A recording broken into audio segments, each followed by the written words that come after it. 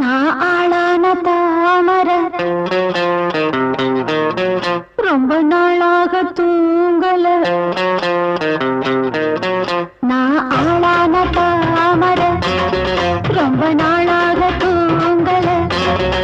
அம்மி மீதிச்சோம் நேக்கு எதுவும் இல்லை. அந்த கவலை நோக்கு புரியவில்லை. நான் தட்டா என்ன சுட்டா